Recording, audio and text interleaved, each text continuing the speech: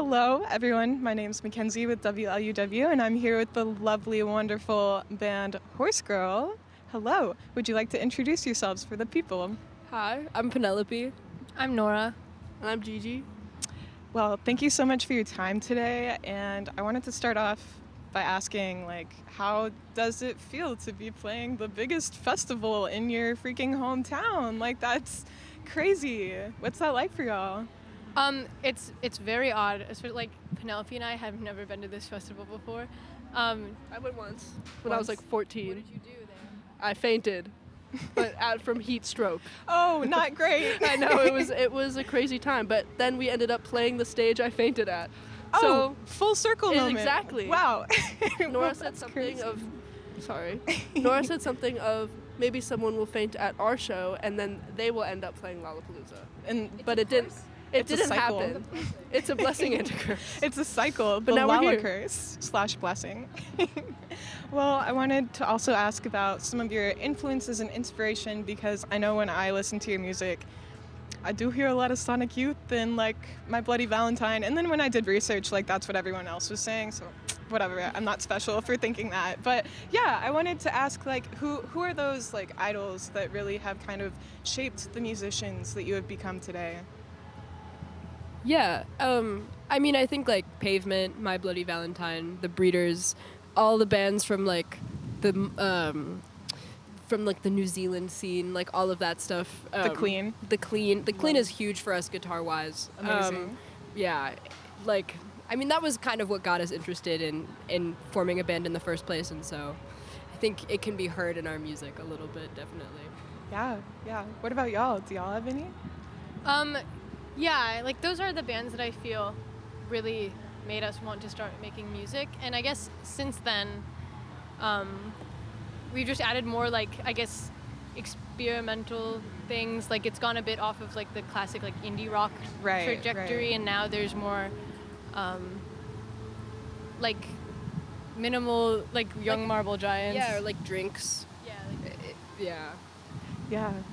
I also just want to add that we have all of these idols, but then I also think that we all of our friends around us make such awesome music, and it's our favorite music that is being made now.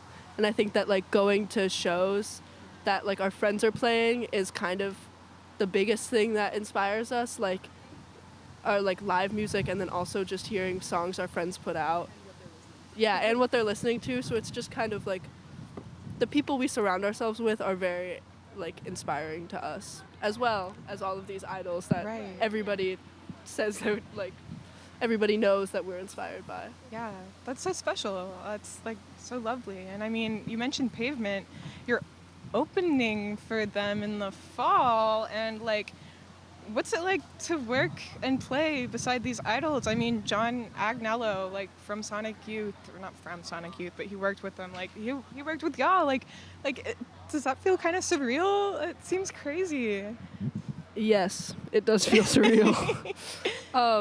Working with John was crazy. Just knowing that he has been in the room while so many incredible things were happening with music. And then you want to talk on Pavement? No, Pavement was so huge for our friendship, as young high schoolers. I think it just it feels I don't know, music that young people in the car, I don't know, we had many special moments just with those records. And so, and I think that's so many people, Pavement is just so important to them. And especially in New York, which is just such a important big city and an important show, it really is an honor for us to be opening for them. So. Yeah, and you're so right about Pavement being special to people. I have so many memories of just listening to Gold Sounds and the whole album Crooked Rain with my friends. So that's awesome. And I know you kind of touched on the DIY scene a little bit and seeing your friend's band. Obviously now you're on Matador, that's huge. But what has that journey kind of been like? Because it seems like it's been kind of quick for you guys, going from playing in basements to being signed on a massive label.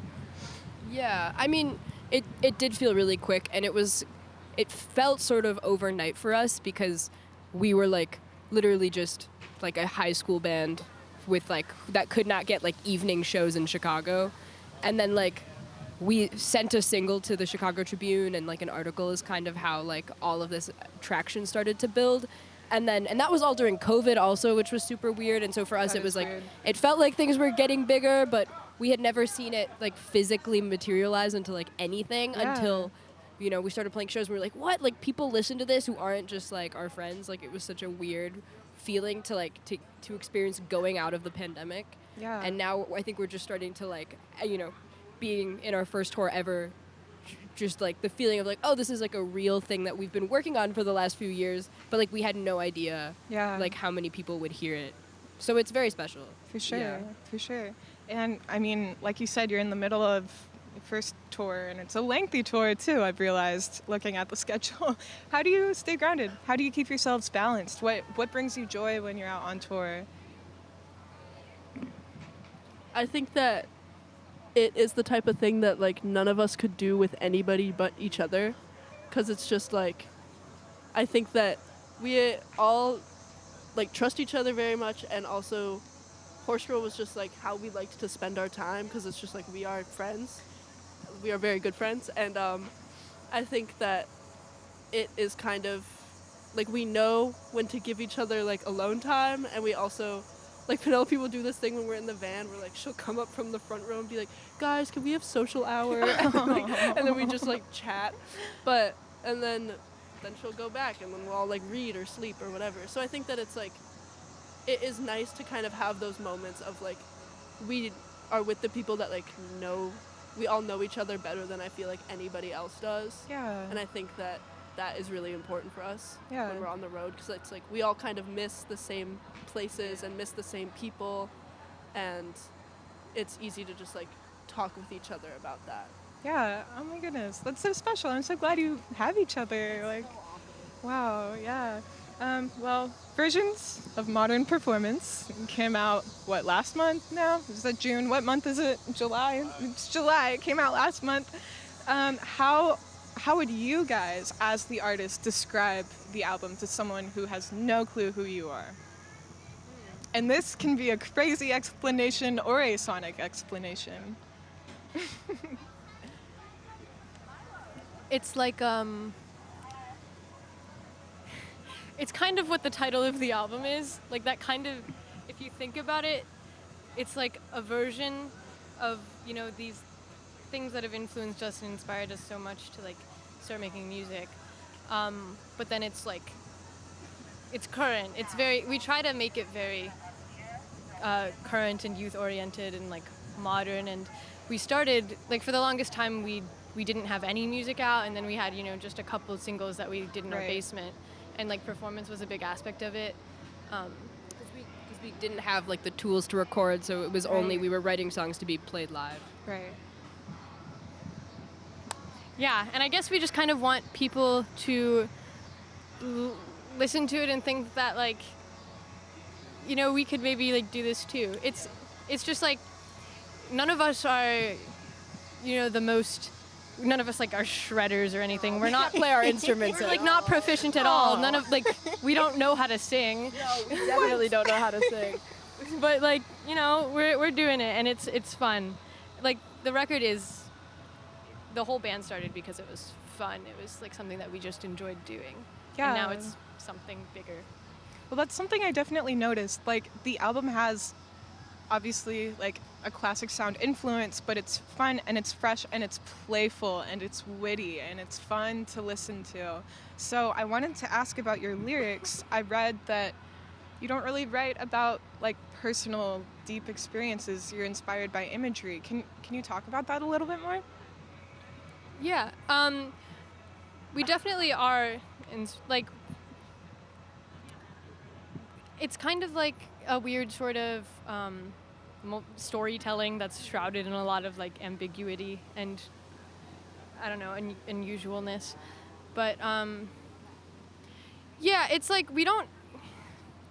the lyrics are definitely not like irrelevant to what we write. Right. They're No, wait, continue your thought. they're very much like, the meaning behind them isn't exactly what's important, but what they are is important. I like that. I think it's like, we think most about the instrumentals, and when we look at lyrics, it's like what imagery we feel like best suits kind of like the sounds that we made I first. like that a lot. Yeah. It kind of leaves it up to the listener in a way to interpret it themselves.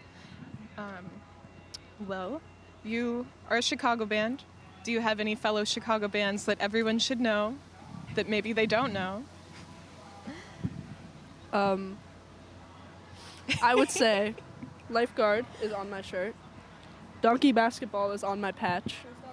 Post Office Winter is Okay, on so you're Nora's just patch. rapping. And I yeah. love that. And some of the other bands, like most of them came up on like a member of each would come up on stage with us today. So like yeah, Dwal Troop, Freako, Free Range, and those are our friends. They're like our best Yeah. friends in the world, and Yeah. like I was talking about before, like those are the people that inspire us the most, I'd say, It's awesome. and making some of the best music that is being made right now.